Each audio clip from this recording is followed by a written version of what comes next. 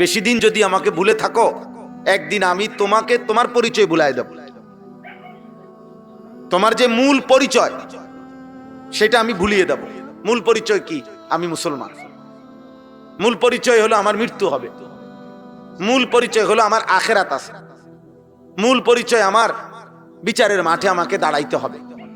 মূল পরিচয় হলো আমাকে আমলনামা হাতে নিতে হবে। মূল পরিচয় হলো আমাকে মিজানের পাল্লার সামনে আমার আমল ওজন হবে। মূল পরিচয় হলো আমাকে ফুলসেরাত পার হইতে হবে। এই কথাটা, এই ফিকিরটা, এই অনুভূতিটা আল্লাহ বলেন একদিন আমি তোমার কলিজার থেকে সরাই ফেলব। ফলে তুমি দুনিয়ায় শুধু ভোগ করবা, দুনিয়া ভোগ করবা। আমি দুনিয়া ভোগ করতে দেব, কারণ আমি আল্লাহ তাআলা 60 বছরে যে নাস্তিক কোনোদিন আমি আল্লাহকে স্বীকারও করে নাই, দেয়ার ইজ নো গড, আল্লাহ বলতে কিচ্ছু নাই, এ কথাও যে বলে আমি তাকেও রিজিক দিচ্ছি। তা তোমারে দিমু না কা? আমি তো কুকুর বিড়ালকেও রিজিক দিচ্ছি, জন্তু জানোয়ারকেও রিজিক দিচ্ছি। কাফের মুশরিক বেঈমান তো আমার সামনে, আমি আল্লাহর সামনে মূর্তিরে পূজা করে, আমার সামনে মূর্তি বানাইলাম আমি, মাথা নোয়ায় সে পাথরের মূর্তি, মাটির মূর্তির সামনে, আমি তবুও তো তাকে রিজিক দিচ্ছি। তো তোমাকে দেব না? আচ্ছা, দুনিয়া আমার কাছে এতটাই ফালতু যে এটা আমি একটা জানোয়ারে খাওয়াইতো আমার কোনো আপত্তি নাই, তো তোমারে খাওয়াইলে সমস্যা কি? কিন্তু আমি আখেরাত বুঝ না পাইয়া, হিসাব না নিয়া দেব না। আমি দেব না বান্দা। এজন্য ভাই গুনাহ বাড়াইতে নাই, গুনাহ বাড়াইতে নাই, গুনাহ বাড়াইতে নাই কোনোভাবেই না আব্বা। আর কোনোদিন মনে করো আমি আর বলতে পারলাম না, তুমিও আর শুনলা না, কিন্তু এই একবার কথাটা বললাম, মনে রাখ, গুনাহ যখন কারো বাড়তে থাকে তার উপরে সবচেয়ে বড় যে লানত সেটা হলো আল্লাহ তাকে আখিরাত ভুলায় দেয়, আত্মপরিচয় ভুলায় দেয়। তার ভিতরে আর মনে পড়ে না সে মুসলমান, তার মৃত্যু হবে। আমার মতো রব ভুলে গেলা কেমনে? কে তোমাকে আমার মতো মনিব, প্রতিপালক, দয়ালু রব তোমাকে কে ভুলিয়ে দিল? আমাকে ভুললা কেমন? এজন্য প্রিয় ভাই আবারও বলছি, আমার কথা এটাই, বারবার বলবো আমি এ কথা, তোমার কলিজায় তুমি ধাক্কা দাও বিবেকের সাথে, 1 মিনিট বুঝাপড়া করো। নিজের এভাবে শেষ করে দিচ্ছ কেন? কে কারে মনে রাখে রে আব্বা? কে কারে মনে রাখে? প্রতিদিন কত মানুষ অ্যাক্সিডেন্ট, বিপদগ্রস্ত, কে কার খবর রাখে? কে কার খবর রাখে?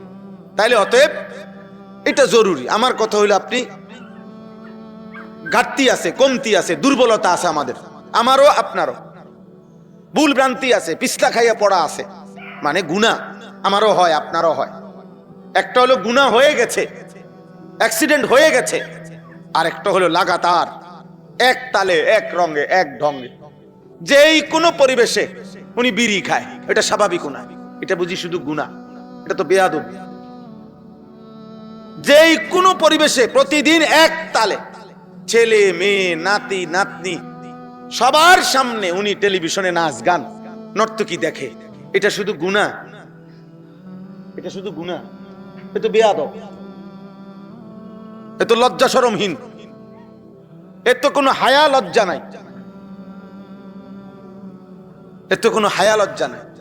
এর কলিজার থেকে আল্লাহ আখিরাত খুলে ফেলছে, নাই তো 60 বছর বয়স পর্যন্ত টেলিভিশন দেখে কেমনে? চাচা রাগ করেন না, আমি শক্ত বললাম, আরে আপনার বিবেক নিলে আপনি প্রতিবাদ করেন। 60 বছর বয়সে একজন বুড়া মিয়া যদি টেলিভিশন দেখে এখনো, তাহলে কি মনে হয় ওনার কলিজার থেকে আল্লাহ আখিরাত খুলে ফেলছে? খুলে ফেলছে মিয়া। না তো 60 বছরও মনে পড়ে নাই এটা গুনাহ, 30 বছরও মনে পড়ে নাই সুদ হারাম, 30 বছরও মনে পড়ে নাই প্রতিদিন ওজনে কম দিচ্ছেন, এটা যে গুনাহ আপনি একদিনও বুঝছেন না। এটা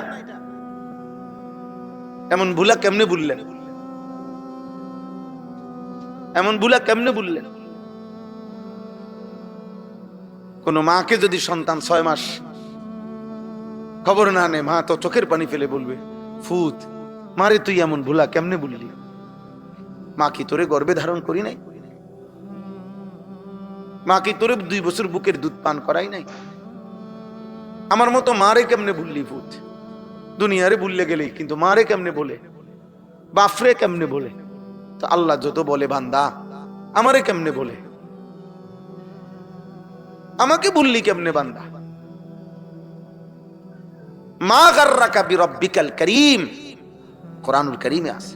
আল্লাহ বলেন বান্দা আমার মতো রব ভুলে গেলা কেমনে? কে তোমাকে আমার মতো মুনিব, প্রতিপালক, দয়ালু রব তোমাকে কে ভুলিয়ে দিল? আমাকে ভুললা কেমন? এজন্য প্রিয় ভাই আবারও বলছে, আমার কথা এটাই, বারবার বলবো আমি এ কথা, তোমার কলিজায় তুমি ধাক্কা দাও বিবেকের সাথে। 1 মিনিট বুঝাপড়া করো, নিজের এভাবে শেষ করে দিচ্ছ কেন? কে কারে মনে রাখে রে আব্বা, কে কারে মনে রাখে? প্রতিদিন কত মানুষ অ্যাক্সিডেন্ট, বিপদগ্রস্ত, কে কার খবর রাখে? কে কার খবর রাখে? আমি একজন আমার আপন সমুন্দিরে গত সপ্তাহে একজন ডাক্তার দেখাইছি, কুমিল্লা সিডি প্যাথ হসপিটাল। উনি সিদ্ধান্ত দিছে এই সপ্তাহে অপারেশন করবে, যে দিনে আমি বলি। গতকালকে আমি আসার পরে ওনারে ফোন দিছি যে স্যার, আমার পরিচিত মানুষ ডাক্তার সাহেব, ভালো মানুষ, স্যার অপারেশনটা ঠিক কোন দিন করলে ভালো হয়? রবিবার না সোমবার, মঙ্গলবার যে। উনি আমারে ফোন ধরে বলতেছে, হুজুর আমার জন্য খাস করে দোয়া করবেন, আমি ঢাকা ইউনাইটেড হসপিটালে ভর্তি আছি, আমার হার্টের মধ্যে 3টা ব্লক ধরা খাইছে, আমার সোমবারে অপারেশন। কসম করে, মানে যিনি আমার সমুদ্রে অপারেশন করবে উনি আমার কাছে দোয়া চাচ্ছে। এই সোমবারে উনার কি 3টা ব্লক হার্টে, মেজর অপারেশন, বড় অপারেশন। কি দুনিয়া, কি দুনিয়া। আমার মাদ্রাসার একজন উস্তাদ গতকালকে, মাওলানা রুহুল আমিন, তার 8 মাসের মেয়ে বাচ্চা হসপিটালের নিচে, বলছে আইসিইউ দিতে। এক হসপিটালের নিচে ওনারা আইসিইউ ব্যবস্থা করতে করতে ওনাদের সিট খালি হইতেছে না, আবার আরেকটা পাশে আরেকটা হসপিটালের জন্য আইসিইউ ব্যবস্থা করে অ্যাম্বুলেন্সে উঠাইছে। এই জামাল ভাই, এখানে দেখা যায় হসপিটাল, এটা মানে ওই যে হসপিটাল, এই পর্যন্ত আইছে বাচ্চাটা। কালকে আইসা পড়ছে, বুঝছেন না কথাটা? সব রেডি, ওরা দাঁড়ায় রয়েছে আইসিইউ রেডি করে, বাচ্চা এটা এখন ঢুকাবে, এটা সর্বোচ্চ 2 মিনিট বাচ্চাটা মারা গেছে। ফজরের বাদ জানাজা হয়েছে। দোস্ত, ওই আসমানওয়ালা মালিক যাকে যতক্ষণ হায়াত দিয়া রাখছে অতক্ষণই শুধু শুধু মাতবরি করতেছো আল্লাহর সাথে। ঠিক করছো না, ঠিক না এটা। আমার ভাই যারা নামাজ পড়েন না, ভুল করছেন, অনেক বড় ভুল করছেন, অনেক বড় সাংঘাতিক বেয়াদবি করছেন। কোনোভাবে এটা উচিত না, কোনোভাবে। 100টা এত বড় বেয়াদব হওয়া মানুষের জন্য কোনোভাবে মানানসই না। আমি এই জন্যই তো বললাম বেনামাজির জিন্দিগি কুত্তার জিন্দিগি, এই জন্য বললাম জানোয়ারের জীবন এটা, জানোয়ারের জীবন। কারণ এক জানোয়ারের হিসাবে দূরে, কাইরা কুইরা দুনিয়া খাইয়া পইরা পেশাব পায়খানা কইরা সমান, আর কিছু নাই। জানোয়ারের পরবর্তী কোনো গন্তব্য নাই, জানোয়ারের কোনো আখিরাত নাই, জানোয়ারের কোনো কবরের ভয় নাই, জানোয়ারের কোনো জান্নাত জাহান্নাম নাই, জানোয়ারের কোনো হাসর বিচারের ময়দান নাই। উঠাবে আল্লাহ হাসরের ময়দানে, আবার আল্লাহ বলবে সব তোরা জন্তু জানোয়ার মাটি হয়ে যা, মাটি হয়ে যাবে। কিন্তু আমাদের হিসাব আছে রে আব্বা, আমাদের মৃত্যু আছে, আমাদের কবর আছে, আমাদের পরকাল আছে, আমাদের এক এক সেকেন্ডের আমল নামা লেখা হচ্ছে। আমরা চাইলেও আল্লাহ জানে, আমরা না চাইলেও আল্লাহ জানে।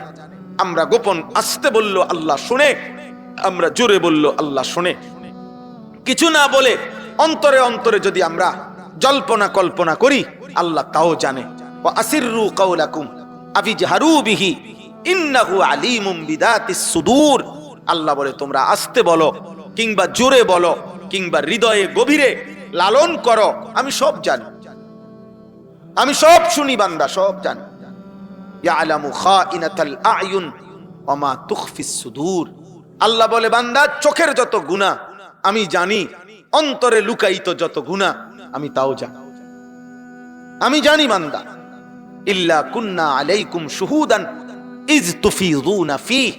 আল্লাহ বলে বান্দা 24 ঘন্টা যখন তুমি যেই কর্ম করো, যেই সেকেন্ড তুমি যেখানেই থাকো, আমি আল্লাহ তোমার সামনেই থাকি। আমি তোমার সামনেই থাকি, আমি তোমার সামনে উপস্থিত আছি, আমি দেখছি, আমি দেখতেছি, আমি দেখতেছি বান্দা, আমি দেখি বান্দা, আমি দেখি। আমারে আড়াল করবা কেমন, আমাকে লুকাইবা কেমন? আল্লাহ আমাদেরকে বুঝ দান করেন। আমাদের প্রত্যেকের উচিত কোরআনুল কারীমে আল্লাহ তাআলা কি বলছে শুনেন। এই 4টা আয়াত পড়ছি, এই 4টা আয়াতের তরজমা শুনেন, তাহলে কথা শেষ। আল্লাহ তাআলা বলেন, কুল হুয়াল্লাযী আনশাআকুম। হে নবী আপনি বলুন, আপনি এই পৃথিবীবাসীকে জানান, আপনি আপনার উম্মতকে জানান, আপনি মানুষদেরকে বলেন কথাটা নিয়ে ভাবতে, কি যে হুয়াল্লাযী আনশাআকুম, তিনি আল্লাহই তো তোমাদেরকে সৃষ্টি করেছেন। ওয়া জাআলা লাকুমুস সামআ ওয়াল আবসারা ওয়াল আফইদা, এবং আল্লাহই তো তোমাদেরকে কান, চোখ এবং অন্তর তিনিই তো দিলেন।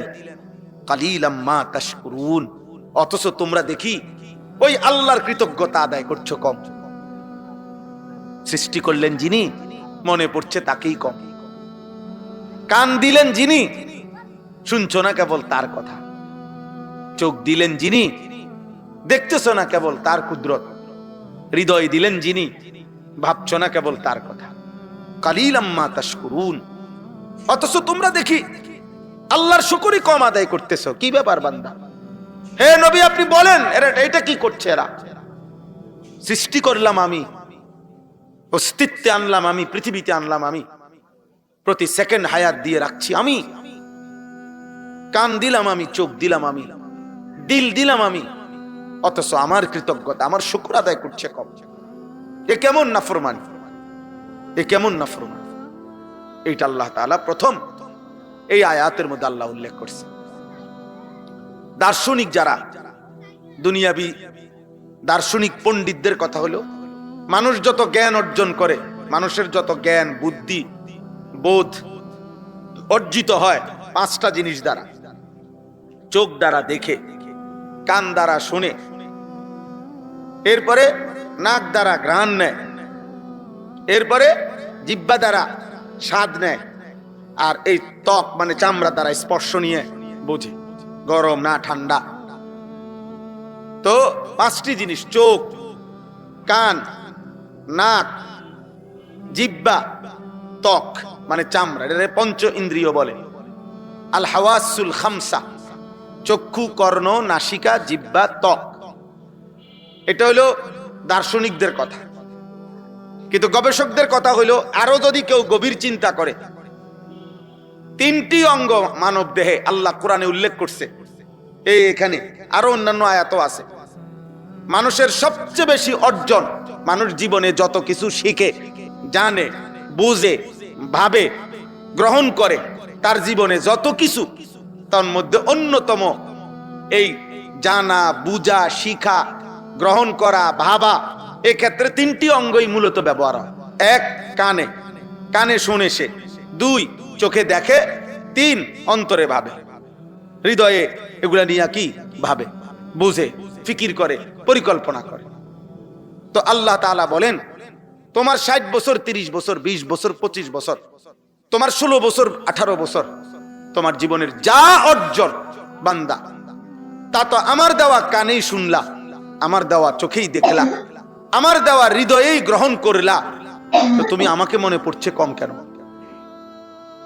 আমার কথা মনে পড়ে কম কেন? এই জন্য আল্লাহ তাআলা এই আয়াতে আমাদেরকে মনে করাইলেন, আমাদের প্রত্যেকের উচিত, আপনারা ভাবেন তো, এই 3টি অঙ্গ আমাদের জীবনের সমস্ত কিছু, আমরা যত কিছু জ্ঞান, যত বুঝ, যত বুদ্ধি আমরা শিখি, জানি, আহরণ করি, এই 3টি অঙ্গের মাধ্যমে।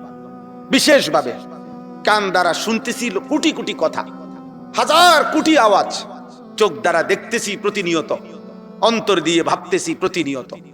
এই 3 অঙ্গ আপনি মনে করেন, আপনি মনে করেন একজন মানুষ এই মোবাইল দিয়া মনে করেন, বা টেলিভিশন হোক বা মোবাইলেই ধরেন, নারীর ছবি দেখতেছে, মনে করেন নাটক দেখতেছে মনোযোগ দিয়া, এই সময় তার তিন অঙ্গ ব্যবহার হইতেছে বিশেষভাবে। কান এসে শুনতেছে কথাগুলো, আওয়াজগুলো, চোখে দেখতেছে, এবং এটা নিয়েই তার হৃদয়ের মধ্যে ভাবনা চলতেছে। বিষয়টা কিন্তু এমন না আপনি বলেন যে একজন মানুষ টেলিভিশনে নাটক দেখে, মহিলা নাচতেছে, তার গান শুনতেছে, আর ভিতরে ভিতরে অন্তরে আল্লাহর জিকির করতেছে, নাকি? কথা বুঝছেন কিনা? যা কানে শুনতেছে তাই সে চোখে দেখতেছে, তাই সে হৃদয়ে ভাবতেছে। এই তিন অঙ্গ বরাবর, তিন অঙ্গ বরাবর। আবার ঠিক একজন মানুষ আল্লাহর কোরআন পড়তেছে, হ্যাঁ আল্লাহর কোরআন তো কানে শুনতেছে, চোখে দেখতেছে, তো আশা করি আলহামদুলিল্লাহ হৃদয়ে এটা নিয়েই তার কি হইতেছে, কল্পনা হইতেছে। পরে আল্লাহর কোরআন তো ভিতরে কি সে উলঙ্গ ছবি নিয়ে ভাববে? স্বাভাবিক। তাহলে এই তিনটি অঙ্গ অটোমেটিকলি এক হইয়া যায়। আমাদের জীবনের যে কোনো অর্জনের ক্ষেত্রে এই তিনটি অঙ্গ একসাথ হয়ে যায়, কান, চোখ এবং কি অন্তর। অন্তর, আফইদা, অন্তর। তাইলে আপনি বলেন এই তিনটি অঙ্গ যখন একত্র হয়ে যায়, এই তিনটি অঙ্গ একত্রিত হওয়ার ক্ষেত্রে আল্লাহ তাআলা বলে, বান্দা তুমি বলো তাহলে আমার শুকর আদায় করছো না কেন? কালিলাম মা তাশকুরুন, কেন আমার শুকর আদায় করছো না? তুমি বলো তোমার জীবনের 24 ঘন্টা কান, চোখ, অন্তর, এই তিন অঙ্গের বেলায় আমারই তো দেওয়া, আমারই তো দেওয়া, তাহলে আমার কৃতজ্ঞতা আদায় করছো না কেন? প্রিয় ভাই বলো, ভাই একজনই বুঝো, একজন সন্তানই বুঝো, তুমি ভাবো না আব্বা বিষয়টা কি? আপনারা বয়স্ক বাবা, আপনারা ভাবেন, আপনারা ভাবেন। তো আল্লাহ তাআলা বলছেন, এবার আসেন আরেকটু কথা। কোরআনুল কারীমের মধ্যে আছে, আল্লাহ বলছে, বান্দা কিয়ামতের দিন আমি কিন্তু তোমাকে জিজ্ঞেস করব। এই জিজ্ঞেস করার ক্ষেত্রে এই তিনটি হুবহু, এই তিনটি অঙ্গ আলাদা জিজ্ঞেস করব। ইন্নাস সামআ ওয়াল বাসারা ওয়াল ফুআদা কুল্লু উলাইকা কানা আনহু মাসউলা। আল্লাহ বলে, নিশ্চয়ই কান, নিশ্চয়ই চোখ এবং অন্তর, এই তিনটিকে আমি আল্লাহর পক্ষ থেকে কিয়ামতের দিন জিজ্ঞেস করা হবে। কানকে আমি জিজ্ঞেস করব, বলো তুমি কি শুনেছ? চোখকে আমি বলবো, বলো তুমি কি দেখেছ? দিলকে আমি বলবো, তুমি বলো কি ভেবেছ? তাইলে আমার কান যা শুনছে, কান তা বলবে। আমার চোখ যা দেখছে তা আল্লাহর সামনে বলবে। আমার হৃদয় সারা জীবন যা ভাবছে, প্রতিদিন নারী দেখলে, ছবি দেখলে, নাটক দেখলে, হারাম পথে চললে, আমার হৃদয়ে যত ভাবনা, খোদার কসম এটা আল্লাহর সামনে সে বলে দিবে, আল্লাহর সামনে সে বলে দিবে। আল্লাহ তাআলা বলেন, আমি জিজ্ঞেস করবো আলাদাভাবে এই তিনটি অঙ্গ, এই তিনটি অঙ্গ। এবার আবার শুনেন, আশ্চর্য, কোরআনুল কারীমের মধ্যে আছে, আল্লাহ বলেন, আমার নাফরমানি করলে কেউ, আমি যদি তাকে শাস্তি দেই দুনিয়াতে, কি দিয়া শাস্তি দেই? আল্লাহ বলে, আমি তার তিনটি অঙ্গ অচল করে দেই।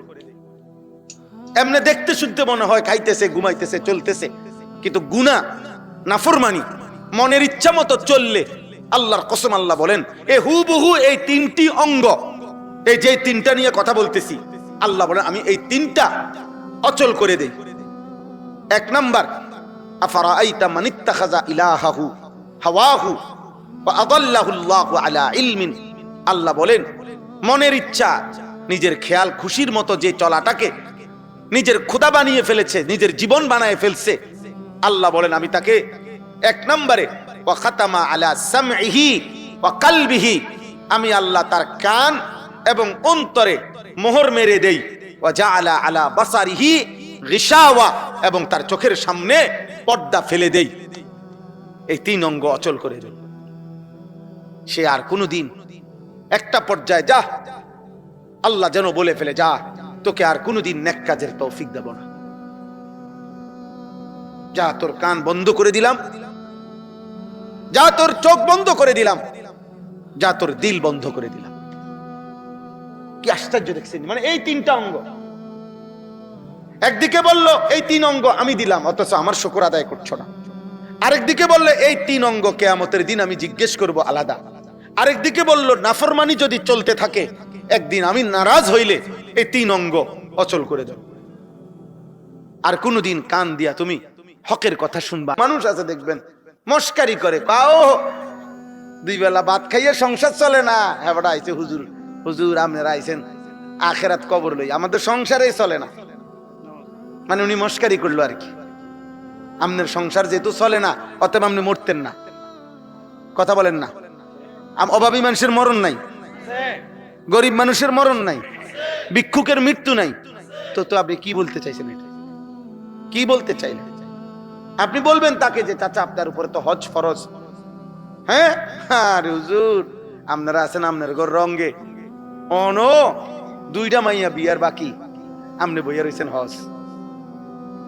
এখনো দুইটা ছেলে বিদেশ পাঠানোর বাকি, এখনো কদ্দুর গদ্দুয়ার লাইন করতে আসছি না, অনাইছেন হজ। আমরা আবার কি এর হজ না আপনার কি এর হজ? আপনার ওটা বন বন দিয়ে চা দিয়ে ভিজাই খাবেন। আপনি আসছেন দুনিয়াতে এই জন্য, আপনি আসছেন বিড়ি খাইতেন দুনিয়াতে, আপনি আসছেন শুধু ভাত তরকারি আর এই বউ বাচ্চার সংসারের এই ঝামেলা, এগুলোই করতেন আসছেন। আপনারে 60 বছর দিছে বাজারে করতেন, আপনারে 60 বছর দিছে বন বিড়ি আর চা খাইতেন, আপনাকে 60 বছরই দিছে ফুদ বিদেশ পাঠাইতেন আর মেয়ে বিয়ে দিতেন। আখেরাতের জন্য দেয় নাই। আপনি অপেক্ষায় থাকেন চাচা, আপনারে আবার নতুন করে আল্লাহ পুনরায় আখেরাতের জন্য আরো একবার মৃত্যুর পরে আবার বছর খানিক পরে আবার পাঠাইব না। হ্যাঁ হ্যাঁ আপনি অপেক্ষা করেন, আপনারে আবার পাঠাই। এই সময় আপনি নিরিবিলি কি করেন? আখেরাতের আমল করে পাঠাবে তো। কোরআনুল কারীমের মধ্যে আছে বারবার, আল্লাহর কসম, আল্লাহর বান্দা নাফরমান বান্দা লক্ষ কোটি বার আল্লাহকে বলবে, আল্লাহ আর একটা বারের জন্য অল্প সময়ের জন্য আমারে দুনিয়ায় পাঠান, আমি এবার একটু সুযোগ দেন। রব্বানা আবসারনা ওয়া সামি'না ফারজি'না না'মাল সালিহান ইন্না মুকিনুন। আল্লাহ হাসরের ময়দান দেখলাম, কবরের আযাব দেখলাম, সব শুনলাম, আমি বিশ্বাস করলাম আমার আমল করা উচিত, আমারে আপনি একবার পাঠান দুনিয়ায়, এখন আমি নেক আমল করব। আল্লাহ বলবে না নাফরমান, ওয়ালাকিন হাক্কাল কাউলু মিন্নি, আমার সিদ্ধান্ত এটা, লা আমলা আন্না জাহান্নাম, তোর মতো বেঈমান দিয়া জাহান্নাম পূর্ণ করব। লা আমলা আন্না জাহান্নামা, আমি জাহান্নাম পূর্ণ করব তোর মতো নাফরমান দিয়ে। আমি তোকে বলেছি বান্দা, বলেছি। অতএব বাপ, রাত অনেক হয়েছে, আপনাদের কাছে প্রথম একজনও যদি বুঝেন, ছেলেরা বাবা তোমরা যদি কেউ বুঝে থাকো বাবা, বন্ধুদের আড্ডায়, সহপাঠীদের আড্ডায়, মনে রাখো বাপ, একদিন বন্ধু, আমি সেই ছোটবেলায় প্রাইমারি স্কুলে ক্লাস 5 পর্যন্ত পড়ছি, তো আমি তো ক্লাস 5 পর্যন্ত পড়ছি যেই বন্ধুদের সাথে, ওরা কেউ তো এখন আর আমার সাথে থাকে না। ওরা কে কোথায় আছে আমি আর জানি না। আমার মাধ্যমিক লেভেলের বন্ধুরা তো কে কোথায় আছে আমি জানি না। তাহলে আমার সেই ছোটবেলার পড়ার সাথীরা কই? সাথীরা কোথায় আমার? এই পৃথিবী আমাদের এক একজনকে এক এক দিকে নিয়ে গেছে, দুনিয়া এক এক দিকে ছড়ায় দিছে। এখানে এরপরের আয়াত আল্লাহ এটাই বলছে, কুল হুয়াল্লাযী যারাআকুম ফিল আরদ। হে নবী আপনি বলেন, আল্লাহই তোমাদেরকে পৃথিবীর ভিন্ন ভিন্ন প্রান্তে আল্লাহই তোমাদেরকে ছড়িয়ে দিয়েছেন। তিনি আমাকে বাংলাদেশের জন্ম দিয়েছেন, তিনি ওকে ইন্ডিয়ায়, আরেকজনকে লন্ডনে, আরেকজনকে আমেরিকায়, আরেকজনকে সৌদি আরবে, তিনি কাউকে কুমিল্লায়, কাউকে সিলেটে, আবার তিনি জন্ম না শুধু কর্মস্থল পরবর্তীতে এক একজনের এক এক দিকে পাঠায় দিছে। ছোট ভাই বাংলাদেশে, বড় ভাই সৌদি আরবে, আরেক ভাই ইটালিতে, একজন চাকরি করে ঢাকাতে, আরেকজন চাকরি করে কুমিল্লাতে, ছোট বোন থাকে, আমার ছোট বোন থাকে বগুড়ায়, আমার মেজো ভাই থাকে ঢাকা, আমার বড় ভাই থাকে চান্দিনা আলামিন কামিল মাদ্রাসার সম্মানিত প্রিন্সিপাল মাওলানা মাহবুবুর রহমান আশরাফি, আপনারা অনেকেই চিনেন ভাইকে, তো আমার আপন বড় ভাই উনি থাকে এখানে। আমার ছোট দুই ভাই থাকে কুমিল্লা, 2 জায়গায়। আমার মেজো বোন থাকে আপনার সদর দক্ষিণ, আমার বড় বোন থাকে নাঙ্গলকোটের ওইখানে। আমরা 8 জন ভাই বোন, 8 জন ভাই বোন এক ঘরে থাকি, কিন্তু আমরা ছোটবেলায় একসাথে ছিলাম না। আমার বাবার আমরা সন্তান না। আল্লাহ বলেন, আমি তো ছড়িয়ে দিলাম বান্দা, আমি আমার ইচ্ছা মতো পছন্দ মতো এই পৃথিবীর সর্বত্র তোমাদেরকে ছড়িয়ে দিলাম। ওয়া ইলাইহি তুহশারুন। তবে মনে রেখো, যে যেখানেই গেছো, যারে যেখানেই পাঠাইলাম, যাকে যেখানেই সৃষ্টি করলাম, বর্ণ যাই হোক, বংশ যাই হোক, রক্ত যাই হোক, ভাষা যাই হোক, এলাকা যাই হোক, খোদার কসম আল্লাহ বলে একদিন আমি তোমাদের সকলকেই হাসরের ময়দানে আমার কাছে জমা করব। ইলাইহি তুহশারুন, একদিন আমি তোমাদেরকে জমা করব, সেদিন আমি শোনাবো, সেদিন আমি শোনাবো তোমাকে, সেদিন আমার ফেরেশতা আমলনামা দেখাবে, সেদিন তোমার জিন্দেগি একটা একটা করে তুমি শুনবে, আর তুমি ফয়সালা করতে পারবা তোমার আমলনামা দেখে তুমি জান্নাতি না জাহান্নাম, তুমি শাস্তির যোগ্য নাকি পুরস্কারের যোগ্য। হ্যাঁ, আজকে অনেকেই মনে করতেছে আমার আব্বা যেহেতু আমারে কিচ্ছু কয় না, অতএব আর সমস্যা নাই। আরে বাবা, তোমার বাবা ছেড়ে দিতে পারে, কিন্তু আল্লাহ তো ছাড়বে না। তোমার মা হয়তো তোমার চুল দেখা জঙ্গলির মতো, হাইওয়ানের মতো, আফ্রিকান জানোয়ারের মতো চুল দেখা মা হয়তো তোরে ভয় পায়। বেটা, মা বুঝছে ওই ছেলে আর আমার হাতে নাই, কারণ তারে মোবাইল পাগল বানায় লাইছে, তারে নর্তকী পাগল বানায় ফেলছে, তারে ইউরোপ আমেরিকার খেলোয়াড়ে তারে তার বশে করে নিছে, তারে সেলুনের নাফিতে তারে তার দিকে নিয়ে গেছে, তারে ফুটবল ক্রিকেটের খেলোয়াড়ে তাকে চুল চেহারা বাপের হাত থেকে ছুটায় নিছে, ফ্যামিলির হাত থেকে ছুটায় দিছে, ইসলামের হাত থেকে তোকে নিয়ে গেছে বেটা দুশ্মনে, তোরে বাস পাখি ছো মেরে নিয়ে গেছে, তোরে চিলে ছো মেরে নিয়ে গেছে বেঈমানের দলে। আহা, আল্লাহ বলে বান্দা ভুলে থাকো আর মনে থাকো, আমার কাছে আসতে হবে। ইলাইহি তুহশারুন, ভুলে থাকো আর মনে রাখো, আমার কাছে আসতে হবে, আসতেই হবে। কি মনে করছো? মনে নাই? মনে না হলেও মরে যাবে, মনে আছে তবুও মৃত্যু হবে। অট্টালিকায় তুমি, মৃত্যু হবে। কুড়ে ঘরে তুমি, মৃত্যু হবে। 3 বেলা ঠিক মতো খানা চলতেছে, মৃত্যু হবে। ক্ষুধার্ত, তবুও মৃত্যু হবে। সুস্থ কিংবা অসুস্থ, তোমাকে ফিরে আসতে হবে। অতএব ভাই, এই 2টা আয়াত হয়ে গেল। এই 2 আয়াতের মূল বক্তব্য কি? আল্লাহ বলেন বান্দা সৃষ্টি করলাম আমি, অঙ্গ প্রত্যঙ্গ দিলাম আমি, শরীর, স্বাস্থ্য, জীবন, যৌবন, চোখ, নাক, কান, হাত, পা, অঙ্গ প্রত্যঙ্গ আমি দিলাম। তোমার উচিত আমাকে স্মরণ করা, আমার কৃতজ্ঞতা আদায় করা। আর দ্বিতীয়ত বললেন, এই পৃথিবীর যত দূরে তুমি চলে যাও না কেন, আমার কাছে কিন্তু ফিরতে হবে। তাহলে একে তো আমাদের বর্তমান জীবন, আমাদের এই বেঁচে থাকার যত উপকরণ, এগুলা কে দিয়েছেন? আর দ্বিতীয়ত আমরা যত আড়ালেই যাই না কেন, কার কাছে ফিরতে হবে? তাইলে এবার ফয়সালা করেন, ফয়সালা করে। এরা দেখছেন এই জায়গার কয়েকজন কোনোভাবেই দুষ্টামি থামাইল না। আল্লাহ তুম করে বুঝ দান করে, আল্লাহ তুম করে লজ্জা শরম দান করে। তোমাকে মতো 2-4 জন বেহায়া যেন আল্লাহ ঠিক করে দেয়। আফসুস, ওরা ওই আগের মতোই দুষ্টামি করছে। চিন্তা করছে, অথচ তুমি চলে গেলে ভালো ছিল, আমি তো অনুমতি দিছিলাম। আব্বা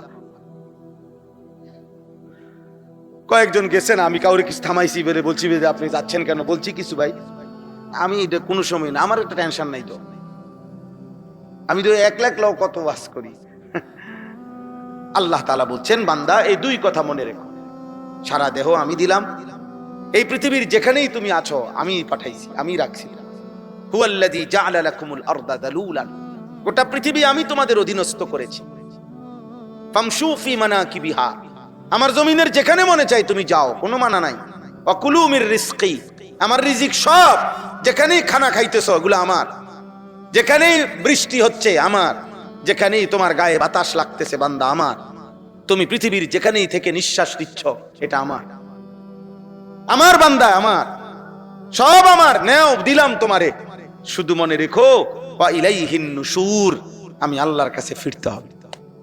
এই কথাইটা যে কতবার কোরআন শরীফে আছে, একটু পর পরে কোরআন শরীফে এই কথাইটা আছে। ওয়া ইলাইহি তুরজাউন ওয়া ইলাইহিল মাসির, ইলাইয়াল মাসির, ইলাল্লাহি মারজিউকুম জামিআ। এভাবে বারবার ফিরতে হবে, ফিরতে হবে, ফিরতে হবে, ফিরতে হবে, ফিরতে হবে।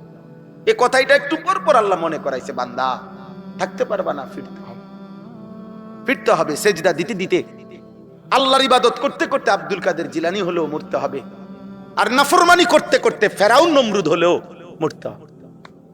হবে, হবে কি না বলেন না? ফিরতে হবে তোমাকে। চলে যেতে হবে, অনুগত হোক আর অবাধ্য হোক। মৃত্যু মূসারও হইছে, মৃত্যু ফেরাউনেরও হইছে, হইছে কিনা বলেন? হ্যাঁ, নমরুদেরও মৃত্যু হয়েছে, ইব্রাহিম আলাইহিস সালামেরও কি হয়েছে? মৃত্যু। আমাকে আপনাকে তাদের অবস্থাটা এমন হয়, যতক্ষণ খোদাই আযাব ঠিক হুবহু তার মাথা, আমি মরতাম না, আমার কিচ্ছু হইতো না, আমার কিছু হইতো। এটা হলো পাপীর সবচেয়ে বড় কি লানত, মুসিবত, মুসিবত। অথচ এরা মক্কাবাসী, আরবের জনগোষ্ঠী, নবীজির জামানার, এরা জানতো নূহ আলাইহিস সালামের জাতির ঘটনা, এরা ধ্বংস হইছে। লূত আলাইহিস সালামের জাতি, শুআইব আলাইহিস সালামের জাতি, সালেহ আলাইহিস সালামের জাতি, কওমে আদ, কওমে সামুদ, কওমে লূত, ফেরাউন, নমরুদ, কারুন, হামান। সবচেয়ে আশ্চর্য কথা হলো জামাল ভাই, রাসূলুল্লাহ সাল্লাল্লাহু আলাইহি সাল্লামের জন্মের 55 দিন আগে, 55 দিন, কয়দিন মানে 50-এর 5, 55 দিন আগে আব্রাহা বাদশাকে আল্লাহ তাআলা হাতির বাহিনী সহ পুরা বাহিনীকে এই কাবাঘরের সামনে, এই মক্কাবাসীর সামনে আল্লাহ ধ্বংস করে দিছে। এটা তারা চোখে দেখছে, এটা সেদিনকার ঘটনা, সেই দিনকার ঘটনা এটা। এরপরও নবীজি যেদিন আখিরাতের কথা বলছে আর আল্লাহর আযাবের কথা বলছে, এই বেঈমানরা এরপরও বিদ্রুপ করে।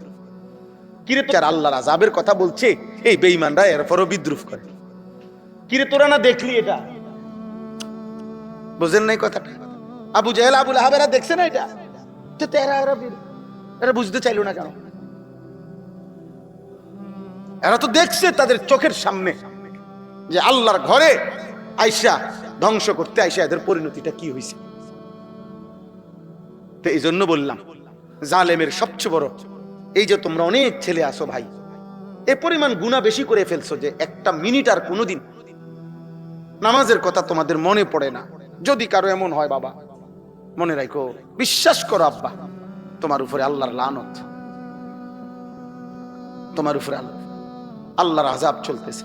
মাথা তুললে আসার দিলে আযাব না, এটি তো মামুলি শাস্তি। একটা থাপ্পড় দিছে, একটা ঘুষি দিছে, জেলখানার মধ্যে 6 মাস আটকাইয়ে রাখছে, এনে কি কিতা আটকাই রাখছে, তো বার্তার কারিয়ে দেয়, এটি কিচ্ছু না রে বাবা। কিন্তু তোমারে যে আখিরাত বুলায় দিছে, তোমার অনন্তকাল জাহান্নামের আগুনের জন্য তোমারে যে রেডি করতেছে,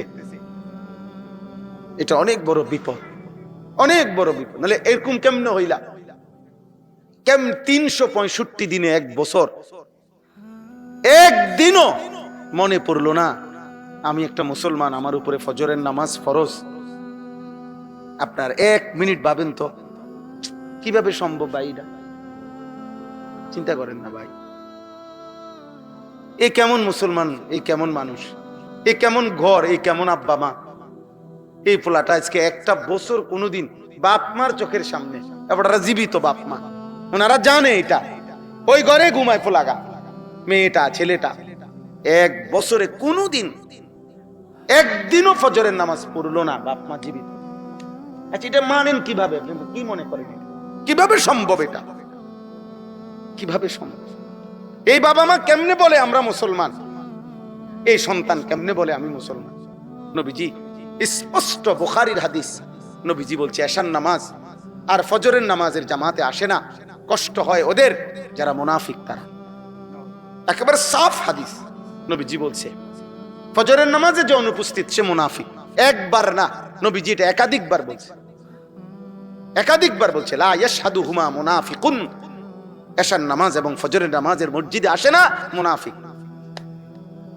হযরত আব্দুল্লাহ ইবনে ওমর বলছেন ইজা ফাকাদনাল ইনসানা ফিল ফজর আসানা বিহি যান। নবীজির জামানায় আমরা যদি কাউকে ফজরের নামাজে অনুপস্থিত দেখতাম, 2 দিন 1 দিন 3 দিন না দেখলে খোদার কসম তিনি বলেন আমরা তাকে মুনাফিকই ভাবতাম। আমরা বলতাম যে ওয়া ওয়া মসজিদে আইয়ে না কা ফজরে, তো অন্যরা বলতো বুঝছো না ও তো মুনাফিকের জন্য।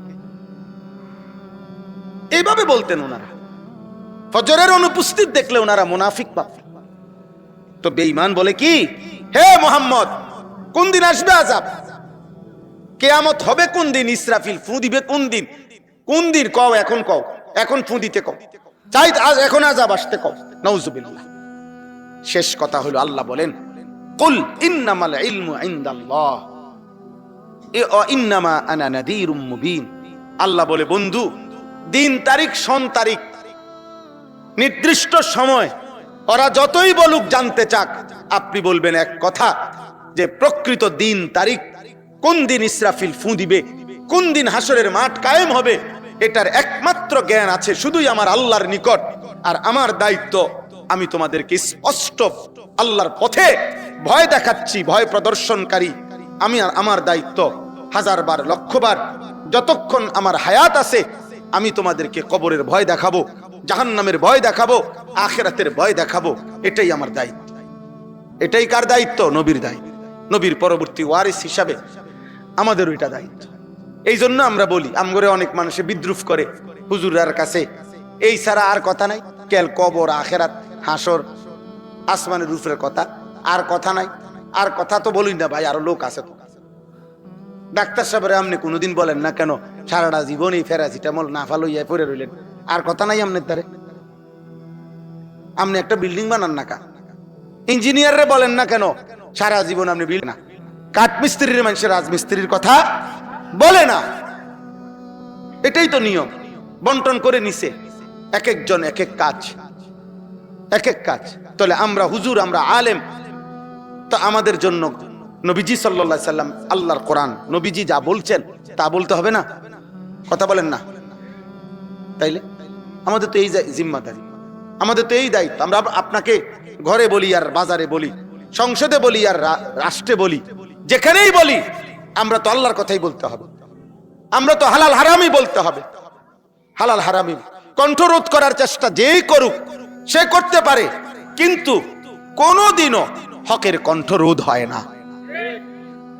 রোধ হয়, একজনকে থামানো যায়, দুইজনকে থামানো যায়, তিনজনকে হয়তো ধমক দিয়ে থামানো যায়, 3000কে থামানো যায়, কিন্তু একদিন জালেম পলাইয়া যায়। একদিন জালেম কি হয়ে যায়? হক থেকে যায়, ইসলাম থেকে যায়, কোরআন থেকে যায়, আল্লাহর দ্বীন থেকে যায়। এটাই বাস্তবতা, এটাই সত্য, এটাই সত্য। 1450 বছরে আমরা কিতাবে পড়ছি, ইসলামের ইতিহাসে এক একবার এমন ঢেউ আসছে ইসলামের বিরুদ্ধে, মনে হয়েছে যেন আর ইসলাম টিকবে না। কিন্তু ঠিক এই প্রতিবার ঢেউ শেষে দেখা গেছে ইসলাম টিকেই আছে, ইসলাম টিকেই আছে, টিকেই গেছে এই পর্যন্ত 1450 বছর। এই জন্য পৃথিবীর কোন অঞ্চলে আর কেউ ইসলাম চিনে না, ইসলাম এই শব্দটি অপরিচিত। পৃথিবীর কোন জায়গায় এই পর্যন্ত এই 1450 বছরের ইতিহাসে এমন হয় নাই, হবেও না কোনো। কিন্তু পৃথিবীতে এমন ধর্ম আছে, পৃথিবীতে এমন মতবাদ ছিল। আপনাদেরকে এখন যদি বলি যে জরথুস্তের মতবাদ, মনুর মতবাদ, আপনারা এই নাম জমজমাট ছিল, হাজার হাজার কোটি কোটি মানুষ অনুসারী ছিল, এমন ধর্ম, এমন মতবাদ এই পৃথিবীতে ছিল। কিন্তু এখন আপনাকে যদি এগুলো বলি, তা আপনি কবেন আমার বাপেও শুনছে না। বুঝেন না কথাটা? নাই, নাম নিশানাও নাই। ও ঐতিহাসিকরা জানে, ওই বইপত্রের মধ্যে কি তালাশ করলে হয়তো কি পাওয়া যাবে, এই এরকম কিছু আছে। কিন্তু ইসলাম এই মাটিতে আল্লাহ তাআলা যেদিন থেকে নবীজির মাধ্যমে উদ্বোধন করে দিয়েছেন, আজ পর্যন্ত ইসলাম কোনোদিন অপরিচিত হয় নাই, ইসরাফিলের ফু পর্যন্ত হবেও না ইনশাআল্লাহ। এজন্য মসজিদ থাকবে, মাদ্রাসা থাকবে, দ্বীন থাকবে, কোরআনের খেদমত থাকবে, কোরআনের খেদমত থাকবে। হ্যাঁ হ্যাঁ, স্রোতের নিয়ম হলো ওই যে স্রোত, পানির ধারা, এটার নিয়ম হলো আপনি এখানে যদি বাঁধ দেন, এখানে যদি আপনি 3 কিলোমিটার বাঁধও দেন, তো পানির ধর্ম হইল, স্রোতের ধর্ম হইল, সে প্রয়োজনে তালাশ করতে করতে করতে 3 কিলোমিটারের ওইখান দিয়ে হইলো যাইবে, সে ওইখান দিয়ে যাবে, সে থামে না, সে তার পরবর্তী গন্তব্য ঠিকই খুঁজে নেয়। এই জন্য আল্লাহর কোরআন, রাসূলের সুন্নাহ, মসজিদ, মাদ্রাসা, দ্বীনি খেদমত পৃথিবীতে কোনো কালে বন্ধ ছিল না, কোনো কালে বন্ধ হবেও না ইনশাআল্লাহ। ইনশাআল্লাহ, ইনশাআল্লাহ, ইনশাআল্লাহ দ্বীন থাকবে, দ্বীন থাকবে। এত পরিমাণ ষড়যন্ত্র নাস্তিক, মুরতাদ, ইসলাম বিরোধীদের, এরপরেও আলহামদুলিল্লাহ আমরা প্রতিদিন হিসাব করি, লক্ষ্য করছি আলহামদুলিল্লাহ, শুধু আমাদের এই বাংলাদেশে এই মুহূর্তেও গত 10 বছরে, গত 20 বছরে আপনার এখন আইসা পরিস্থিতি এমন যে ষড়যন্ত্র চতুর্দিকে, কিন্তু আপনি লক্ষ্য করেন জেনারেল শিক্ষিত কলেজ ইউনিভার্সিটিতে এবং জেনারেল শিক্ষিতদের মধ্যে নিশ্চিত দাড়ি রাখা মানুষের সংখ্যা আগের চাইতে 100 গুণ বেশি বেড়ে গেছে। হিজাব পরা, বোরখা পরা নারী, বোরখা পরা নারীর সংখ্যা বাংলাদেশের শুধু কওমি মহিলা মাদ্রাসা না, আলহামদুলিল্লাহ কলেজ ইউনিভার্সিটিতেও একেবারে চোখে পড়ার মতো উল্লেখযোগ্য সংখ্যক হিজাবওয়ালী নারী আলহামদুলিল্লাহ বেড়ে গেছে। এই জন্য দোস্ত, তোমরা কমে যাবা। এই চরিত্রহীন তোমরা যারা, তোমরা পৃথিবীতে টিকতা না, এটা মনে রাখো। আমি লিখে দিলাম আব্বা, এই নারী ছবি, অশ্লীল দৃশ্য, ফেসবুক, ইউটিউব, মোবাইলের অসক্ত তোমার মতো জন্তু জানোয়ারের আখলাক, এই আখলাকওয়ালা মানুষ পৃথিবীর থেকে নিশ্চিহ্ন হবে, ইমানদার টিকে থাকবে ইনশাআল্লাহ। এটা মনে রাখো আব্বা। আমি বললাম একদিন আফসোস করব, 30 বছর পরে দেখবা লম্বা হায়াত শেষ, জীবনের কোনো অর্জন নাই, জীবনের কোনো কি নাই, অর্জন নাই, জীবনের কোনো অর্জন নাই রে আব্বা। আল্লাহ আমাদেরকে হেফাজত করে। তো বলতেছিলাম ইসলাহ এই শব্দটি কোরআনুল কারীমের মধ্যে একাধিকবার বিভিন্ন জায়গায় এই শব্দটি ব্যবহার হয়েছে। এই শব্দটি এই ইসলাহ সংশোধনের অর্থ, সংশোধনের অর্থ আপনি দেখেন কোরআনুল কারীমের মধ্যে আছে হযরত শুআয়ব আলাইহিস সালাম, একজন নবী, আমরা নাম জানি। তিনি উনার জাতিকে বলছেন, মা উরিদু আন উখালিফাকুম ইলা মা আনহাকুম আনহু ইন উরিদু ইল্লাল ইসলাহা মাসতাতাতু। তিনি বললেন, হে আমার জাতি, দিবানিশি আমি তোমাদেরকে আল্লাহর যত নাফরমানি থেকে নিষেধ করছি, যত গুনাহ থেকে, যত পাপ থেকে তোমাদেরকে নিষেধ করতেছি আমি, এর কোনোটাই এমন নয় যে আমি সেটা করব অথচ তোমাদেরকে নিষেধ করছি, এমন না। বরং এটাই কথা, হে আমার জাতি, যা আমি তোমাদেরকে নিষেধ করতেছি তা খোদার কসম আমি আমার জন্য নিষেধই মনে করছি। অর্থাৎ তোমাদেরকে যেমন আমি বিরত থাকতে বলতেছি, আমি আমার জন্য এটা বিরত থাকতে হবে, এটা আমি জরুরি মনে করছি এবং আমি তাই করছি। যা থেকে তোমরা বিরত থাকতে বলতে চাচ্ছি তা থেকে আমি বিরত থাকতেছি ইতিমধ্যে এখন, কারণ এটা গুনাহ, কারণ এটা পাপ। তো এখন তোমরা যদি আমারে বলো আপনার গুনাহ থেকে আমনে বিরত থাকলেই তো হইল, আমগরে নেই আমনে এত মাথা কামান কিনতেন, আমারে নিয়ে আপনার এত চিন্তা কেন? তখন এই তিনি বলছেন এর পরের লাইন, আয়াতের পরের অংশ, ইন উরিদু ইল্লাল ইসলাহ মাসতাতাতু। হে আমার জাতি, যা আদেশ তা তো আমি পালন করছি আমি নিজের জন্য, যা আল্লাহর নিষেধ তা তো আমি বিরত থাকতেছি, কিন্তু তোমাদেরকে বলতেছি কেন তাইলে? তিনি বলেন, আমার উদ্দেশ্য আর কিছুই নয়, আমার সাধ্যের সবটুকু দিয়ে আমি তোমাদের সংশোধন চাচ্ছি। ইন উরিদু ইল্লাল ইসলাহা মাসতাতাতু, আর কোনো উদ্দেশ্য নয়। ইন এখানে ইনে নাফিয়া, নফির অর্থে, না বোধক অর্থে। এরপরে একটা আমাদের উলামায়ে কেরাম এটা বুঝে, এরপরে ইল্লা, তো নফি ইস্তিসনা হসর বুঝায়। অর্থাৎ ইন উরিদু ইল্লাল ইসলাহ, আর কোনো উদ্দেশ্য নয়, কেবল একটাই উদ্দেশ্য, তোমাদের সংশোধন, ইসলাহ। মাসতাতাতু, হ্যাঁ তোমাদের সংশোধন আমি করে ফেলবো, করতে পারবো শতভাগ না, বিষয়টা এমন না, বরং আমি চেষ্টা করছি মাসতাতাতু, আমার সাধ্যের সবটুকু দিয়ে। বাকি ওমা তৌফিকি ইল্লা বিল্লাহ। আসলে তুমি পরিবর্তন হবা কিনা, সংশোধন আপনার হবে কিনা, আসলে ইসলাহ হবে কিনা, তিনি বলেন যে সেটা একমাত্র আল্লাহর তৌফিক। তৌফিক দিবে একমাত্র কে? ফয়সালা আল্লাহর হাতে, ফয়সালা আল্লাহর হাতে। আপনারে আব্দুল কাদের জিলানী বাইটটা খাওয়াইছে, আর আসমানওয়ালার ফয়সালা নাই, কামত। আপনারে জুনায়েদ বাগদাদি 360 আউলিয়া বাইটটা খাওয়াই দিছে, অথচ আপনার জন্য কি মালিকের ফয়সালা নাই? তো আমার আপনার কিংবা হাজার লক্ষ নবী রসুলেরও উপদেশ, দাওয়াত ফায়দা নাই। যদি মালিকের ফয়সালা ভিন্নটা হয়। কথা বুঝছেন না? এটাও কোরআনুল কারীমের আয়াত। হযরত নূহ আলাইহিস সালাম ওনার জাতিকে বলতেন, ও গেঞ্জিওয়ালা আব্বা, ওই মোবাইল বাইরে টিপ আব্বা, বাইরে সিএনজি উঠাও, অটো উঠাও, অনেক ফায়দা হবে। 1 ঘন্টা সিএনজি উঠাও, জাতি জানতে পারবে। আমি আলহামদুলিল্লাহ অনেক ছেলে পেলেদেরকে এই কর্মসূচি দিছি, আব্বা তুমি যেহেতু 24 ঘন্টা তোমার শয়তানে কামড়ায়, মোবাইল ছাড়া তুমি থাকতে পারো না, অতএব তুমি একটা কাজ করো, যে একটি ইউনিয়নে মোট কতটা অটো আছে, প্রতিটা অটোর আলাদা আলাদা ছবি তুলে, মালিকের ছবি তুলে একটা সাক্ষাৎকার দিয়া এটা ইয়াতে অনলাইনে ছাড়ো, তাহলে জাতি জানতে পারলো একটি ইউনিয়নে কতটা অটো আছে। তো অনেক বড় একটা খেদমত হবে তোমার, কারণ তোমার যেহেতু আকামলা মানুষ, কাম নাই, তো তুমি বইয়ে বইয়ে অটো গড়ো, সিএনজি গণো। আমাদের অধিকাংশ ছেলে পেলে, মোবাইলে আসক্ত ছেলে পেলে হায়াতে আসলে কোনো কাজ নাই। বেচারা 24 ঘন্টায় কোনো কামই দেখে না, সে 24 ঘন্টায় তার মাথায় একটাই, আমার মোবাইল, আমি এবং আমার মোবাইল। এরপরে পৃথিবী যদি আসমানও আমার উপরে ভাঙ্গা পড়ে অসুবিধা নাই, আমি আছি, আমার মোবাইল আছে, খালাস, আর কিছু দরকার নেই, আর কিছু দরকার। একদিন পথের ফকির বানাইয়া থামাবে তোমার একদিন, যেদিন তোমার হাতে ভিক্ষার থালা তুলে দিবে, ভিক্ষার থালা তুলে দিবে। অবশ্যই এই প্রজন্ম একদিন মোবাইলের আসক্তি থেকে থামবে, কিন্তু যেদিন থামবে সেদিন দেখবে পিছনে 20 বছর নাই।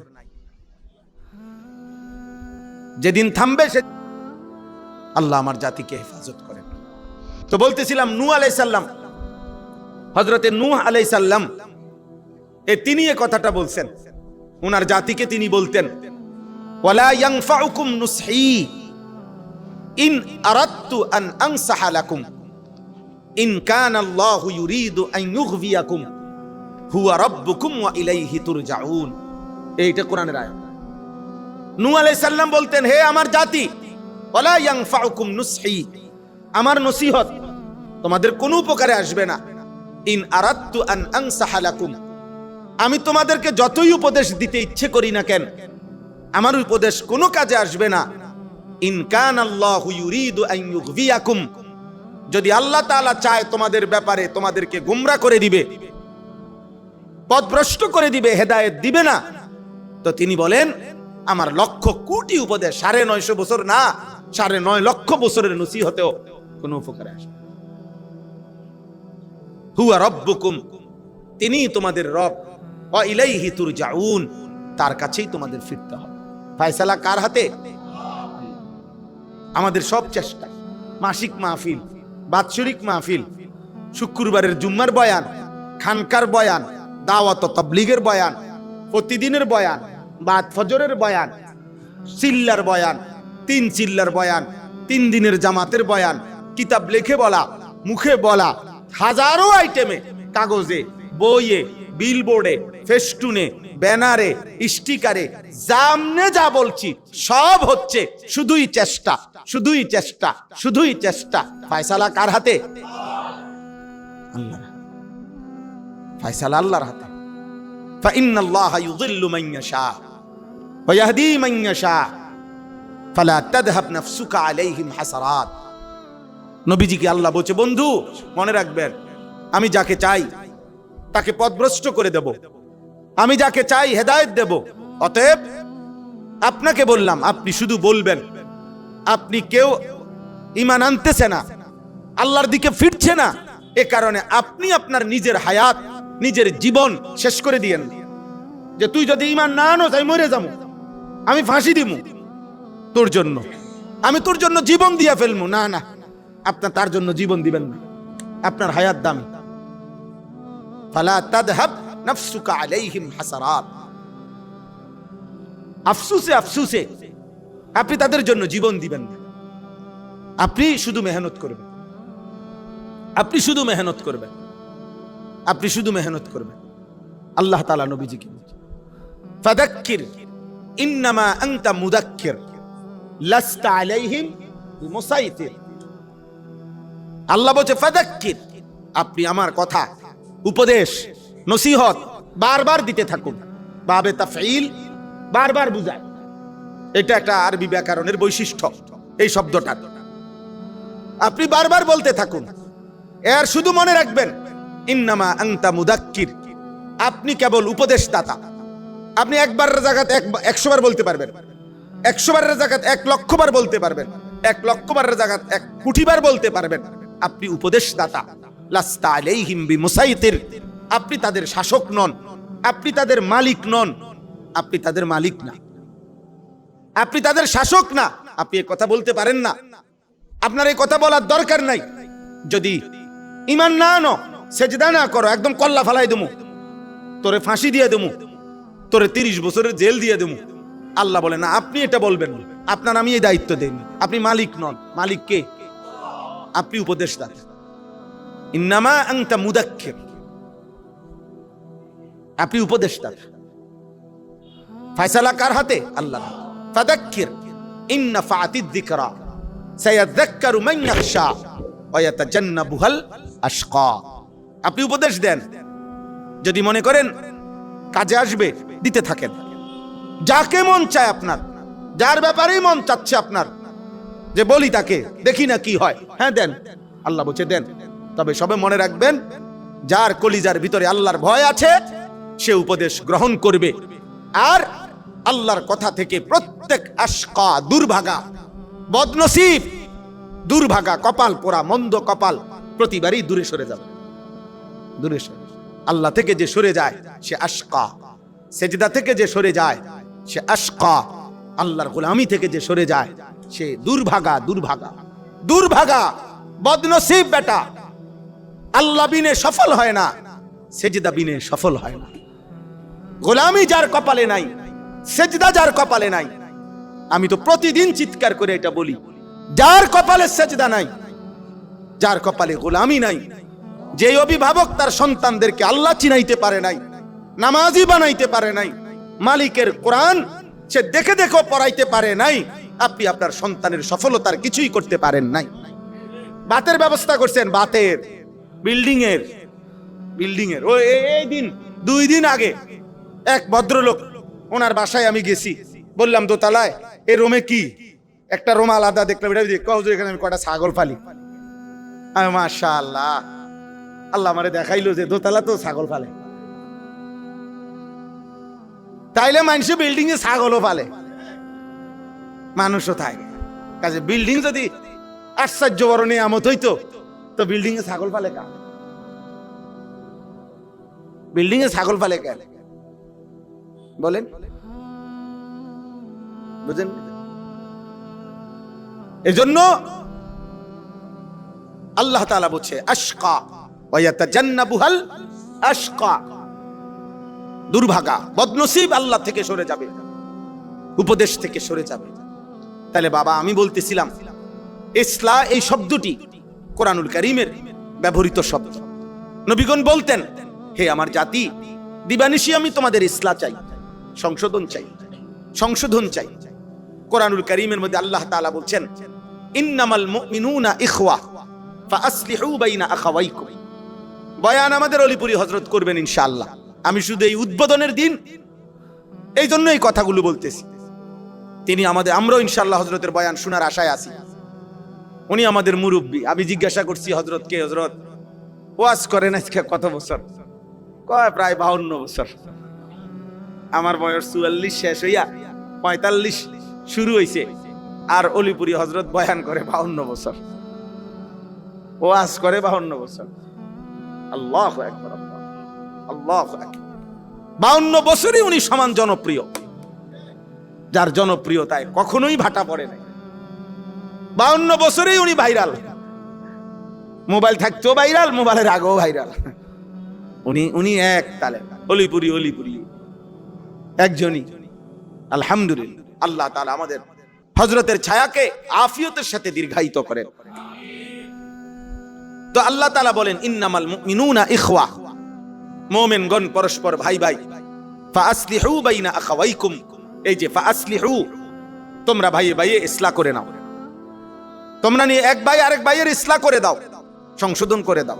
ভাই আপনার নাকে ময়লা, এই যে ঠিক করে দিচ্ছে, মনে করেন ভাইয়া আপনার চোখে কি যেন লাগছে, এই যে এরকম মনে করেন, এরকম যেন আমরা বলি কখনো কথায় কথায়।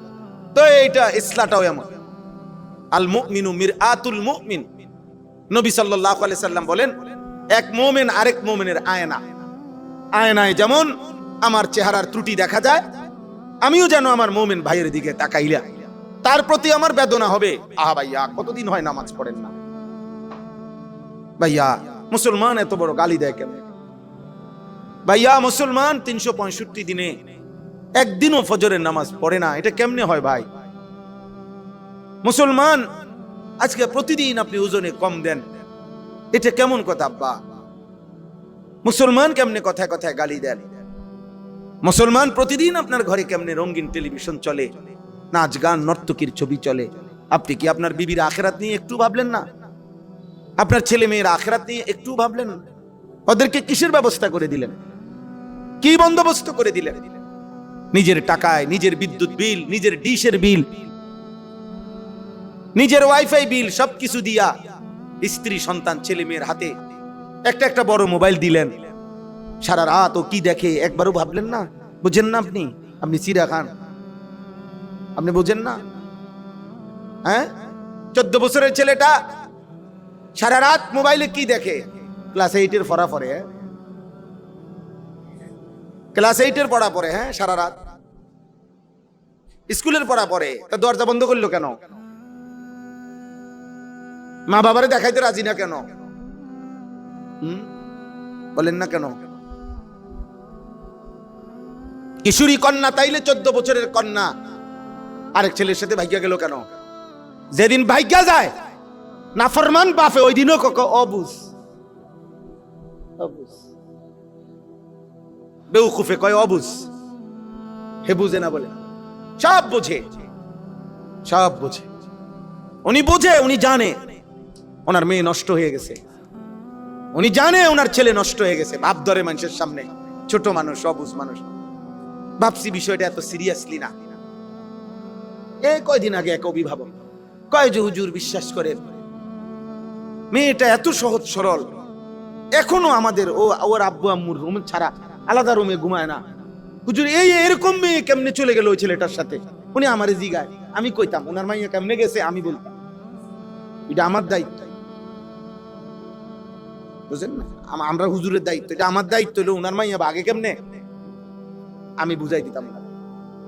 আমি বুঝাই দিতাম, আমি বললাম যে প্রথমে হয়তো ঘর থেকে বের হইছে, পরে একটা অটোতে উঠছে, ওটার পরে কিছু দূর যাওয়ার পরে হয়তো ওই ছেলের সাথে হইছে, এবার সে কি দিয়া নিছে এটা তার আমিও জানছি না, জানলে আমিও জানাবো। আমি এর দূর ধারণা করলাম আর, বুঝেন নাই কথা? খামখেয়ালি, খামখেয়ালি। আল্লাহ তাআলা বলছেন একে অপরের ইসলাহ করে দাও। কোরআনুল কারীমে আল্লাহ বলছে ফাত্তাকুল্লাহ ওয়া আসলিহু যাতা বাইনিকুম, তোমরা আল্লাহকে ভয় করো আর নিজেদের মধ্যে কি করো? ইসলাহ। এই যে শব্দ, এটা ওয়া ইন তাইফাতান মিনাল মুমিনিনা ইখতাতালু ফাআসলিহু বাইনাহুমা। আল্লাহ বলেন মুমিনের দুইটা দল যদি পরস্পর মারামারিও লাগে, ফাআসলিহু বাইনাহুমা, তোমরা উভয় দলের মাঝে ইসলাহ করে দাও। এই যে ইসলাহ, অনেক শব্দ এটা কোরআনে আছে। লা খায়রা ফি কাসীরিন মিন নাজওয়াহুম ইল্লা মান আমারা বিসাদাকাতিন আও মা'রুফিন আও ইসলাহিন বাইনান নাস। আল্লাহ বলেন তোমাদের যাবতীয় কথার মধ্যে অধিকাংশ কথাতেই কল্যাণ নাই, 3টি কথার মধ্যে কল্যাণ আছে। এক, যে কাউকে অন্যকে সাদাকা করতে বলে ওই কথার মধ্যে কল্যাণ আছে। যে কাউকে নেক কাজের যে কোনো কথা বলে ওই কথার মধ্যে কল্যাণ আছে। যে পরস্পরের মাঝে ইসলাহ করে দেয় ওই কথার মধ্যে কল্যাণ আছে। ইসলাহর সব কথার মধ্যে কি আছে? কল্যাণ আছে। কোরআনুল কারীমের মধ্যে আছে, আল্লাহ তাআলা বলেন বান্দা ঈমানদার, তুমি আমারে 2টা শর্ত দাও, আমার 2টা কথা আদায় করো, পূরণ করো, মেনে নাও, আমি আল্লাহ ওয়াদা দিলাম আমি নিজে তোমার ইসলাহ করে দেব। ইয়া আইয়ুহাল্লাযীনা আমানুত্তাকুল্লাহ ওয়া কুলু কাওলান সাদীদা ইউসলিহ লাকুম আ'মালাকুম। এই যে ইউসলিহ, আল্লাহ বলেন হে ঈমানদারগণ আল্লাহকে ভয় করো, তাকওয়া অবলম্বন করো এবং যা বলো সব কথা ঠিক বলো। আল্লাহ বলেন, হে ঈমানদারগণ, আল্লাহকে কথা ঠিক বলো, মানে তুমি সিদ্ধান্ত নাও, আমি প্রত্যেক কথাই সঠিক বলবো, বাড়াবো না কমাবো না, কিন্তু সঠিক কথা বলবো, সত্য বলবো, সঠিক লিগ্যাল কথাটাই আমি বলবো। আল্লাহ বলেন, এই দুই শর্ত আমাকে দাও, আমাকে তুমি ভয় করবা, সব কথা সঠিক বলবা, তো আমি আল্লাহ ওয়াদা দিলাম, ইউসলিহ লাকুম আমালাকুম, আমি আল্লাহই তোমার পুরা জিন্দেগীর যাবতীয় আমল আমি ইসলাহ করে দেব। ইউসলিহ, কে ইসলাহ করে দিবেন? আল্লাহ। আল্লাহ ইসলাহ করে দিবেন। তাইলে ভাই এতটুকু তো বুঝলেন যে ইসলাহ এই শব্দটি কোরআনুল কারীমের ব্যবহৃত শব্দ কিনা? শব্দ। আমাদের আপনাদের কাছে আমাদের, আপনাদের আমাদের কাছে আপনাদের, আমাদের পরস্পরের কাছে পরস্পরের এটা ইমানি তাকাজা, দ্বীনি চাহিদা যে আপনি আমার সংশোধন করে দিবেন, আমি আপনার সংশোধন করব। আপনি আমার ইসলার ফিকির করবেন, আমি আপনার ইসলার ফিকির করব। আপনার আখিরাত যেন সুন্দর হয়, আপনি ভাববেন আমার আখিরাত যেন সুন্দর হয়। আল আখিল্লাউ ইয়াউমাইদিন বা'দুহুম লিবা'দিন আদুউন ইল্লাল মুত্তাকিন।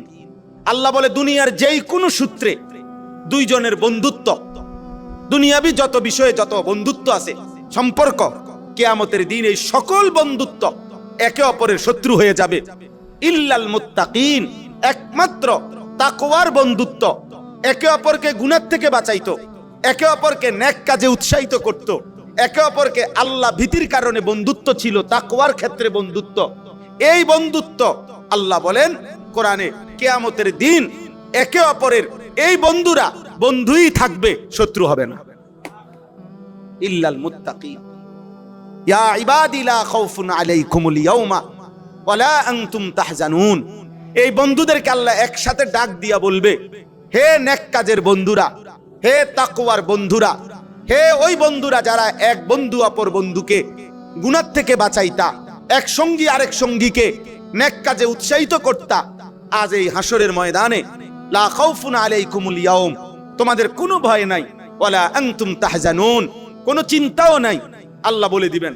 এরপরে আল্লাহ বলবেন, পরের আয়াত কি আশ্চর্য আয়াত, আল্লাহ বলবেন, উদখুলুল জান্নাতা আনতুম ওয়া আজওয়াজুকুম তুহবারুন। সুবহানাল্লাহ। আল্লাহ তাআলা বলবেন, হে আমার নেক কাজের বন্ধুরা, ঈমান আমলের বন্ধুরা, তাকওয়ার বন্ধুরা, যে বন্ধুরা বন্ধুকে গুনাহ থেকে ফিরাইতা, আল্লাহর দিকে ডাকতা, নেক কাজে উৎসাহিত করতা, আমি আল্লাহ ঘোষণা দিলাম, তোমরা প্রত্যেকেই তোমাদের সেই বন্ধুদেরকে সাথে নিয়ে হাত ধরাধরি করে, হাসতে হাসতে, গলাগলি করে, খুশি খুশি জান্নাতে ঢোকো। উদখুলুল জান্নাহ, ঢোকো ঢোকো ঢোকো। ঢুকলে আল্লাহ বলছে ঢুকবা না তুমি, তোমার কাছে ঢুকতা, ঢোকো, দস্তরে নিয়ে ঢোকো, তোমার দস্তরে নিয়ে ঢোকো। তো ঢুকলে ইউতাফু আলাইহিম বিসিহাফিন মিন যাহাবিন ওয়া আকওয়াবিন মিন ফিদ্দা, দেখবা তোমার সামনে, তোমাকে দোনো দোস্তের সামনে দেখবা স্বর্ণের, রৌপ্যের থালা, প্লেট, গ্লাস, এগুলা ঘুরবে, এগুলা ঘুরবে। তো খালি প্লেট ঘুরলে কি লাভ হবে? আল্লাহ তাআলা বলেন, কেন খালি প্লেট তো ঘুরবে, তুমিও অর্ডার দিবা। ওয়ালাকুম ফিহা মা তাশতাহিহিল আনফুসু ওয়া তালাযযুল আ'য়ুন, তোমার মনে যা চাইবে, যা যত সুন্দর দেখলে তোমার চোখ ঠান্ডা হবে, হৃদয় ঠান্ডা হবে, তুমি বলো, এক্ষুনি প্লেটে তা রেডি হয়ে আসবে। আল্লাহ আমাদেরকে এমন বন্ধু মিলায়া দেন। স্ত্রীও এই বন্ধুর তাফসিরে আছে, যার যার নেক কাজের সহযোগিতাকারী স্ত্রী, বিবি, সেও এর অন্তর্ভুক্ত, সেও এর অন্তর্ভুক্ত। স্ত্রীও এক মানুষের লম্বা সঙ্গী, বন্ধু, জীবনের লম্বা সময়ের বন্ধু, লম্বা সময়ের সঙ্গী, সঙ্গী। এজন্য নবী সাল্লাল্লাহু আলাইহি সাল্লাম বলেন, রাহিমাল্লাহু রাজুলান আইকাদা যাওজাহা, আল্লাহ ওই স্বামীর উপরে রহমত নাজিল করে যে তার স্ত্রীকে ফজরের নামাজের জন্য, আলাইহিস সালাম বলেন, রাহিমাল্লাহু রাজুলান আইকাদা যাওজাহা, আল্লাহ ওই স্বামীর উপরে রহমত নাজিল করে যে তার স্ত্রীকে ফজরের নামাজের জন্য জাগিয়ে দেয়। ফাইন আবাত নাদাহা ফি ওয়াজহিহাল মা, যদি স্ত্রী উঠতে না চায় তো স্ত্রীর চোখে মুখে পানির ছিটা দিয়ে দেয়। এরপরেই নবী বলেন, হাদিস শেষ হয় নাই, ওয়া রাহিমাল্লাহু ইমরাআতান আই কাযাত যাওজাহা, আল্লাহ তাআলা ওই স্ত্রীর উপরে রহমত নাজিল করে যে তার স্বামীকে ফজরের জন্য জাগিয়ে দেয়। ফা ইন আবা নাদাহাত ফি ওয়াজহিহিল মা, যদি স্বামী উঠতে কি করে, অস্বীকার করে বা উঠতে চাচ্ছে না, তো এবার স্ত্রী তার চোখে মুখে পানির ছিটা দিয়ে দেয়। কালকে তুমি আমারে পানি দিছো না, আজকে বালতি দিয়ে পানি দিও, ওঠো ওঠো। তো এই ভালোবাসা, এ সময় যদি কুদুর রাগও করে স্বামী, এই না ওঠো, পানি দিছে যাই দিছে, আগে ওঠো ওঠো। আল্লাহ নবী সাল্লাল্লাহু আলাইহি সাল্লাম বলেন, এমন স্বামী স্ত্রী উভয়ের উপরে আল্লাহ তাআলা রহমত নাজিল করে, রহমত নাজিল। এরা বন্ধু, এরা সঙ্গী, যে সঙ্গী একজন আরেকজনের নেক কাজের কি সঙ্গী। তাহলে এই ইসলাহি মজলিসের মূল ফিকির, আমরা আপনাদের কল্যাণকামী, আপনারা আমাদের কল্যাণকামী। কি বলেন? এই কল্যাণকামী তার দাবি নিয়ে এই মজলিস, এই মজলিস। আপনি আমার দিকে খেয়াল রাখবেন, আমি আপনার দিকে খেয়াল রাখব, আমি আপনার দিকে খেয়াল রাখব, মিলেমিশে জান্নাতি হব ইনশাআল্লাহ। আল্লাহ কবুল করে নেন, আল্লাহ কবুল করে নেন। এবার আসেন 3 নম্বর কথা। কোরআনুল কারীমের মধ্যে আল্লাহ তাআলা মোট 4টি আয়াতের মধ্যে আমাদের প্রিয় নবী সাল্লাল্লাহু আলাইহি ওয়াসাল্লামের ব্যাপারে 3টি আয়াতে আল্লাহ নিজের থেকে উল্লেখ করছেন, একটি আয়াতে ইব্রাহিম আলাইহিস সালামের দোয়া হিসাবে উল্লেখ করছেন। এই মোট 4টি আয়াত। এই 4টি আয়াতে আল্লাহ তাআলা আমাদের প্রিয় নবী সাল্লাল্লাহু আলাইহি সাল্লামকে এই পৃথিবীতে কেন পাঠানো হলো, আল্লাহ কেন পাঠাইলেন, এই কথাটা উল্লেখ করছে। এর মধ্যে 3টা আল্লাহ তাআলা নিজের থেকে বর্ণনা করছে যে আমি রাসূল কেন পাঠাইলাম, আর একটা ইব্রাহিম আলাইহিস সালামের দোয়া হিসাবে উল্লেখ করছে।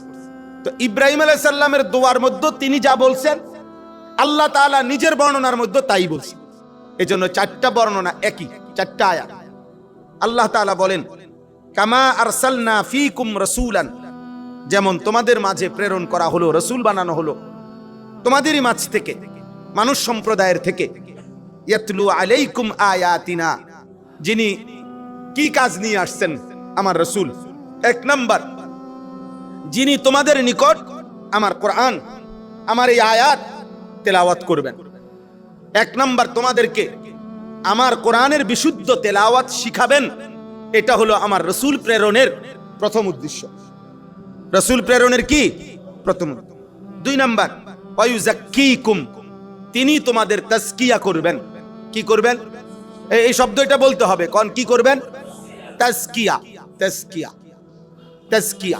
তিনি তোমাদের তাজকিয়া করাবেন, তিনি তোমাদের আত্মিক পবিত্রতা করাবেন, তিনি তোমাদের অন্তরাত্মা পবিত্র করাবেন, তিনি তোমাদের অন্তরাত্মা থেকে, অন্তরের চাহিদা থেকে গুনার চাহিদা সরাইয়া নেক কাজের চাহিদা তৈরি করে দিয়ে অন্তরাত্মা আলোকিত করে দিবেন। এটা তার দায়িত্ব, এটা তার দায়িত্ব। সাহাবায়ে কেরাম এভাবে আয়েশা বলছি, ইয়া রাসূলুল্লাহ, কখনো কখনো দিলের মধ্যে এমন এমন গুনার কথা মনে পড়ে, এমন গুনার চাহিদা আসে, ইয়া রাসূলুল্লাহ, এটা মুখে বলার চাইতে আমি যদি আগুনে পুড়ে কয়লা হয়ে যাইতাম তবুও ভালো হইতো। আল্লাহ নবী সাল্লাল্লাহু আলাইহি সাল্লামের কাছে এভাবে আয়েশা সাহাবায়ে কেরাম অন্তরের হালাত পেশ করছে, অন্তরের হালাত পেশ করছে। তো নবী সাল্লাল্লাহু আলাইহি সাল্লাম সেটার প্রেসক্রিপশন দিয়েছেন, সেটার কথা নবী সাল্লাল্লাহু আলাইহি সাল্লাম সাহাবীকে বলছেন, আলহামদুলিল্লাহিল্লাযী রাদ্দা কাইদাহু ইলাল ওয়াসওয়াসা, আল্লাহর শুকর যে আল্লাহ শয়তানের চক্রান্ত তোমার অন্তরে ওয়াসওয়াসার মধ্যে সীমাবদ্ধ রাখছেন, মুখ দিয়েও বাইর করে নাই আর অঙ্গ প্রত্যঙ্গ দিয়েও বাস্তবায়ন করায় নাই। তুমি ওয়াসওয়াসা দিয়া সে সরে গেছে, তুমি তারে সরাই দিতে পারছো, এর বেশি বাড়াও নাই। আল্লাহ শুকর, আল্লাহ তোমারে মাফ করে দিবে। তো এই অন্তরাত্মা পবিত্র করা, দিল পরিষ্কার করা, তাজকিয়া, এটা নবী সাল্লাল্লাহু আলাইহি সাল্লামের দ্বিতীয় জিম্মাদারি। 3 নাম্বার, ওয়ায়ুআল্লিমুকুমুল কিতাবা ওয়াল হিকমা, তিনি তোমাদেরকে কোরআন এবং সুন্নাহর তালিম দেবেন। মানে কোরআন সুন্নাহর আলোকে একেবারে পুরো জীবন, এক কথায়, সময় কমের জন্য আমি সংক্ষেপ করতেছি, এক কথায় পূর্ণ জীবন ঠিক করবেন। অর্থাৎ হারাকাত সাকানাত, সহজ হলো তোমার জীবনের প্রতিটা নড়াচড়া, তোমার জীবনের প্রতিটা স্থিরতা, ঘরে কিংবা বাইরে সর্বত্র তিনি কোরআন এবং সুন্নাহর আলোকে সাজিয়ে দেবেন। এই তিনটা, এই কথাইটা আল্লাহ তাআলা সূরা বাকারার 151 নম্বর আয়াত, এই এখন যেটা পড়লাম, সেম হুবহু আল্লাহ তাআলা এই কথাটা বলছেন সূরা আলে ইমরানের 164 নম্বর আয়াত। একই কথা হুবহু আল্লাহ তাআলা এই কথাটা বলছেন সূরা জুমআ, কোরআনের একটা সূরা জুমআ, আমরা যে জুমার নামাজ পড়ি জুমা, ওটার 2 নম্বর আয়াত। হুবহু এই কথাটা আল্লাহ তাআলা উল্লেখ করেছেন ইব্রাহিম আলাইহিস সালামের দোয়া হিসাবে, রব্বানা ওয়াবাস ফীহিম রাসূলাম মিনহুম ইয়াতলু আলাইহিম আয়াতিকা ওয়া ইউআল্লিমুহুমুল কিতাবা ওয়াল হিকমা ওয়া ইউযাক্কিহিম ইন্নাকা আনতাল আজিজুল হাকীম। সূরা বাকারার 127 129 নম্বর আয়াতের মধ্যে এই চারটা, সূরা বাকারায় 2 বার, সূরা আলে ইমরানে 1 বার, সূরা জুমায় 1 বার। এই 4টি আয়াতের মধ্যে নবী সাল্লাল্লাহু আলাইহি সাল্লামের জিম্মাদারি কি পৃথিবীতে বলতে গিয়ে 3টি কথা আল্লাহ বলছেন। 1, কোরআনুল কারীমের বিশুদ্ধ তেলাওয়াত। 2, তাজকিয়া। দ্বিতীয়টা কি বলেন? তাজকিয়া। 3, তালিমুল কিতাবে ওয়াস সুন্নাহ, কোরআন সুন্নাহর আলোকে জীবন গঠন, কোরআন সুন্নাহর তালিম, পুরা জিন্দেগি গড়ে দেওয়া। তাহলে এই 3টার দ্বিতীয়টা তাজকিয়া, এটা নবীজির পৃথক মুস্তাকিল স্বতন্ত্র একটি জিম্মাদারি। কোরআনুল কারীমের তেলাওয়াত শিখানো, এটা যেমন নবীর একটা জিম্মাদারি ছিল, কোরআন সুন্নাহর আলোকে ওযু, গোসল, নামাজ, রোজা, হজ, যাকাত, জিকির, তেলাওয়াত, দান, সাদাকা, পাক নাফাক, হালাল হারাম, জায়েজ না জায়েজ, ঘর সংসার, রাত দিন, ব্যক্তি স্ত্রী, ছেলে মেয়ে, বাজার ব্যবসা, আয় উপার্জন, লেনদেন, আহার নিদ্রা, পেশাব পায়খানা, জীবনের সবকিছু সবকিছু এটা শিখিয়ে দেওয়া, বলে দেওয়া, এটা সুন্নাত বুঝায় দেওয়া, তরিকা বুঝায় দেওয়া। এটা যেমন নবীজির দায়িত্ব ছিল, মাঝখানে এটাও দায়িত্ব ছিল তাজকিয়াতুন নুফুস, অন্তরাত্মা পবিত্র করা, মানে অন্তরটাকে এরকম বানানো যেন এটার দিলের অবস্থাটা ধীরে ধীরে এমন হয় যে এই দিল শুধু নেক কাজের কল্পনাই করে, এই দিল গুনাহ আল্লাহর নাফরমানিকে এমন ঘৃণা করে, এমন অপছন্দ করে, একজন জীবিত মানুষ জ্বলন্ত আগুনের মধ্যে পড়তে যেমন ঘৃণা করে, অপছন্দ। মান কারিহা আন ইয়াউদা ফিল কুফর কামা ইয়াকরাহু আন ইউকযাফা ফিন নার। নবী সাল্লাল্লাহু আলাইহি সাল্লাম এটা বলছেন, ঈমানের স্বাদ পেল, ঈমানের মজা পেল ওই ব্যক্তি 3টা গুণের মধ্যে একটা, যে ব্যক্তি ঈমানদার হওয়ার পরে কুফরি করা, আল্লাহর নাফরমানি করা এমন অপছন্দ, যার এমন কষ্ট পায় সে আল্লাহর একটি নাফরমানি করলে, একটি নাফরমানি।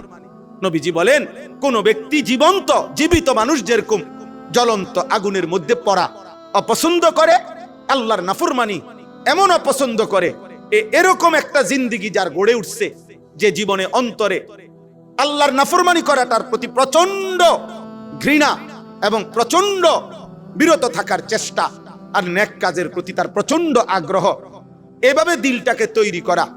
আত্মিক ভিতরে কিছু মন্দ আখলাক আছে প্রত্যেক মানুষের, বাহ্যিক যেমন আমাদের অনেক ত্রুটি আছে, অজুতে ভুল, নামাজে ভুল, সেজদাতে ভুল, রোজাতে ভুল করছি, এগুলো যেমন সংশোধন জরুরি, আমাদের অন্তরাত্মার ভিতরেও অনেক মন্দ আখলাক আছে। আমার রাগ আছে, এটার ইসলাহ জরুরি। আমার ভিতরে হিংসা আছে, এটার ইসলাহ জরুরি। আমার ভিতরে প্রচন্ড ঈর্ষাকাতরতা, আমি তার ভালো দেখতেই পারি না, এটা আমার ইসলাহ জরুরি। আমার ভিতরে ভীরুতা আছে, আমি কাপুরুষ, কোনো কিছুতেই আমার হিম্মত নাই, পারতাম না আমি, কেরুম জানি মনে হয়, কেরুম মনে হয়, মানে সবকিছুতে ভীরু, জুবন, সবকিছুতেই কৃপণতা, কোন ক্ষেত্রে 2 টাকাও দিতে রাজি না। ওমার 2 টাকা দিতেও ওনার কলিজা জ্বলে, 2 টাকাও দিছে শেষ মসজিদে, এটা একেবারে পৃথিবীর শেষ সিরা টাকাটা, এটা অচল, এটা বাজারেও চলে না, বাজারেও চলে। বখিল, কৃপণতা, এগুলো ত্রুটি কিনা বলেন? প্রচন্ড লোভ, বেশি লোভ, আত্তামা, আল হিরস, এগুলো ত্রুটি। এই সমস্ত মন্দ আখলাক থেকে অন্তরকে পবিত্র করে, অন্তরাত্মা পবিত্র করে, সেখানে উত্তম আখলাক, বীরত্ব, সাহসিকতা, ধৈর্য, ইবাদতের প্রতি প্রচন্ড আগ্রহ, গুনাহ তাকওয়া থেকে আর গুনাহ থেকে বেঁচে থাকার প্রেরণা, এরকম উত্তম গুণ দিয়ে অন্তরকে সাজিয়ে তোলা, এটাকে বলা হয় তাজকিয়া। এটাকে কি বলে বলেন? তাজকিয়া। এটাই তাজকিয়া, এটাই ইসলাহ, এটাই তাকওয়া, এটাই মাকারিমুল আখলাক। নবীজি বলছেন, বুইসতু লিউতাম্মিমা মাকারিমাল আখলাক, আমি সর্বোত্তম চরিত্রের পূর্ণতা দেওয়ার জন্য পৃথিবীতে আবির্ভাব হয়েছি। এই মাকারিমুল আখলাক, সর্বোত্তম আখলাক, এটা বলতে যা বুঝায়, তাকওয়া বলতে তাই বুঝায়। তাকওয়া, তাজকিয়া বলতে তাই বুঝায়। এখানে এই কিতাবের মধ্যে অনেক সুন্দর করে উনি লিখছেন আল্লাহ তাআলা যত নবী পাঠিয়েছেন প্রত্যেক নবী এই তাজকিয়ার জন্য মেহনত করছেন। তাজকিয়া মানে গুনাহ থেকে বাঁচার হিম্মত, তাজকিয়া মানে নেক কাজের প্রতি প্রচন্ড আগ্রহ, তাজকিয়া মানে গুনাহ থেকে অন্তরের চাহিদাকে কমানো, নেক কাজের প্রতি অন্তরের চাহিদাকে বাড়ানো। তাজকিয়া মানে মন্দ আখলাক থেকে অন্তরকে মুক্ত করা, উত্তম আখলাক দ্বারা অন্তরকে সাজিয়ে তোলা। আর তাকওয়ার অর্থ এটাই, তারকুল মুনকারাত ফি'লুল খায়রাত। তাকওয়া মানে কোরআনে আল্লাহ যতবার বলছে অর্থ কি? গুনাহ ছেড়ে দেওয়া, আল্লাহর আদেশ পালন করা। উত্তম আখলাক মানে কি? মন্দ আখলাক দূর করা, উত্তম আখলাক অর্জন করা। তো এই জন্য লিখছে তাকওয়া, তাজকিয়া এবং মাকারিমুল আখলাক, ওয়া ইন্নাকা লাআলা খুলুকিন আযীম। এসব একই কথা, সব একই কথা। আর এটা রাসূলুল্লাহ সাল্লাল্লাহু আলাইহি সাল্লামের একটা মিশন, একটা জিম্মাদারি এবং নবীজির একটা মেহনত, নবীজির একটা মেহনত। যেন এই মেহনতটাই যুগ যুগ ধরে ওলামায়ে হাক্কানি রব্বানিরা করে আসতেছেন। এখানে উনি লিখছেন শুধু নির্দিষ্ট কিছু প্রোগ্রাম, নির্দিষ্ট কিছু আন্দোলন, নির্দিষ্ট কিছু মিটিং, নির্দিষ্ট কিছু স্লোগান, নির্দিষ্ট কিছু বৈশ্বিক দুনিয়ার প্রস্তুতি, এটা নিয়ে মানুষের আখিরাতের মুক্তি আপনি সবার এনে দিবেন, এটা হবে না। প্রত্যেক মানুষকে ঈমানে, আমলে, আখলাকে, তাকওয়াতে, তাহারাতে তার জীবন আপনি সাজিয়ে দেবেন। এর জন্য দিবানিশি মেহনত করবেন। এটা বাধ্যতামূলক জরুরি, বাধ্যতামূলক জরুরি, বাধ্যতামূলক জরুরি। সময়ের ব্যবধানে আইসা কিছু এই ফেসবুক আর ইউটিউব অথবা কিছু অতি আধুনিক মানুষের খপ্পরে পড়ে ইদানিং কালের প্রজন্ম মনে করে আউলিয়া কি, পীর মাশায়েখ কি, খানকা কি, তাজকিয়া কি, তাসাউফ কি, আওয়াবিন আবার কি, তাসবিহ আবার কি, আধ্যাত্মিক মেহনত আবার কি। কারণ তুমি মনে করছো বাহ্যিক এই চাকচিক্য, বাহ্যিক এই রং ঢং, এটাকেই মনে করেছো দিন। না, খোদার কসম, আল্লাহ তাআলা রাসূলুল্লাহ সাল্লাল্লাহু আলাইহি সাল্লামকে আলাদা আলাদা জিম্মাদারি দিবেন। কোরআনুল কারীমের তেলাওয়াত শিখাইতে আলাদা দায়িত্ব দিবেন, অন্তরাত্মা পবিত্র করাবার তাজকিয়া আলাদা দায়িত্ব দিবেন, কোরআন সুন্নাহর মতে পুরা জিন্দেগি গড়া এটা আলাদা দায়িত্ব দিবেন। তাহলে কোরআন সুন্নাহর সমাজ প্রতিষ্ঠিত করবেন, অথচ যিনি প্রতিষ্ঠিত করবেন, আমার এই চোখে দেখছি গত 10 বছর ধরে যিনি আল্লাহর জমিনে আল্লাহর দ্বীন কায়েমের রাত দিন চেষ্টা করে, দুর্ভাগ্যক্রমে এই গত 10 দিন আগে আমি উনার পিছনে ভুল ক্রমে মাগরিবের নামাজ পড়ছি। উনি আগে দাঁড়াইয়া গেছে, আমি পরে ওযু করে ঢুকছি। আমি উনারে দেখেই চিনছি, আল্লাহর দ্বীন প্রতিষ্ঠার সংগ্রামী উনি, বিশাল বড় মানুষ। আল্লাহর আশ্চর্য কুদরত। দুর্ভাগ্য আমার যে আমি মাগরিবের নামাজের সালাম ফিরাইয়া আমাকে আবার 3 রাকাত নামাজ দোহরাইতে হইছে। উনার তাব্বাত ইয়াদা, উনি তাব্বাত ইয়াদা পড়ছে। তাব্বাত ইয়াদা পড়ার ছুটে আমার মনে হয় আবু লাহাবও হাসবো যে আরে তুই আমারে কিতা গলিলা। আবু লাহাবও যদি শুনতো ওই হাসতো। কোরআন এত অশুদ্ধ, কোরআন এত অশুদ্ধ। আমি সবাইরে বলি না, আমি যারে দেখছি আমি তারে বলছি।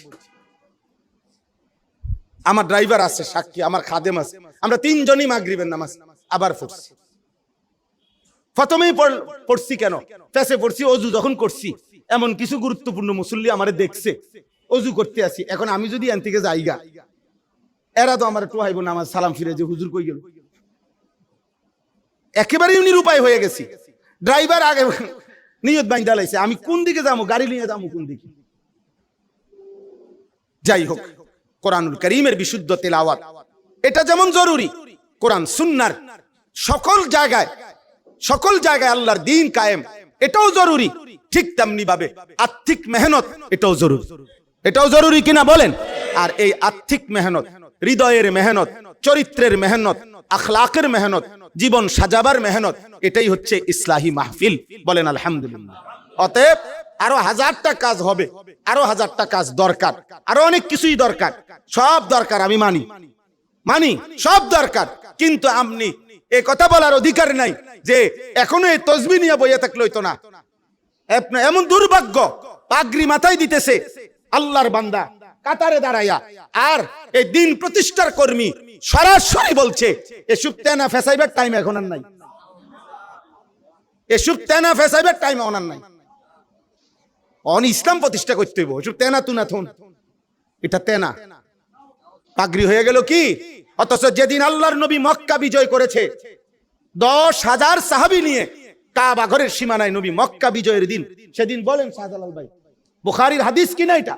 বুখারীর ইবারত, নবী সাল্লাল্লাহু আলাইহি সাল্লামের পবিত্র মাথা মোবারকে তখন পাগড়ি মাথায় ছিল, নবীজির মাথায় তখন পাগড়ি ছিল।